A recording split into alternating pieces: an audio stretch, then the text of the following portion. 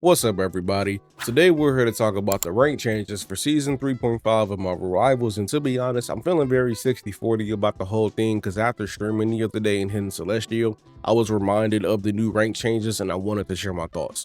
So in case you don't know, starting with the launch of Season 3.5, players are now being split apart even further because of how the new grouping system works. At first, I believed it was only Celestial rank and higher that was restricted to 2 stacking, but now that system has spread out to the other ranks and this is how it's set up. Players in Bronze, Silver, and Gold can queue for competitive in any team size except for 5-player teams, so 2, 3, 4, and 6 stacks. Players in Platinum, Diamond, and Grandmaster can queue for competitive in teams of up to 3 players, and players in Celestial, Eternity, and One Above All can queue for competitive in teams of up to 2 players. Now there's a few things about this that doesn't sit right with me. The first one being the fact that this kind of kills the aspect of playing competitively with your friends. This doesn't really affect me as much because I mostly solo queue and I don't really have any friends, but I can see the various ways this can be a problem because I know groups of people that play together all the time. They play competitive seriously and fight to make it outside of gold, except now they're basically being told, as a reward for getting here, you get to choose which of your friends you want to continue playing with because everyone can no longer fit on this ride. And let's be honest, everybody has that 1 or 2 people in the friend group that just caps out at a certain level, and in order for you to climb, you gotta let them go or just set your profile to offline so they don't know that you plan.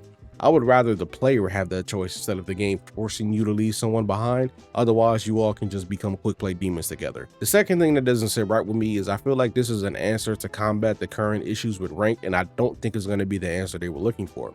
The biggest issue right now is the player pool because everything is unbalanced. I strongly believe EOMM is actually in play here.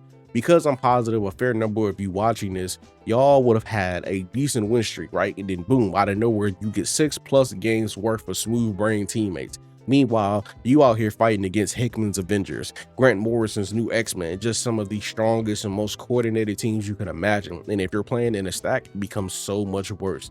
This screams to me that they're trying to create a stopgap against players that party up and proceed to go on a tear in the ranks, often getting matched up not only against weaker players, sometimes the same players, but ones on a losing streak as well, because there's no reason a plat player should get a top 50 magic on their team. That happened to me this season. And that all falls back to how EOMM works, because it can give you easier opponents and stronger teammates to prevent you from quitting, but that doesn't always work in your favor, and you can end up falling into a loser queue because the system is focusing on keeping you playing no matter what.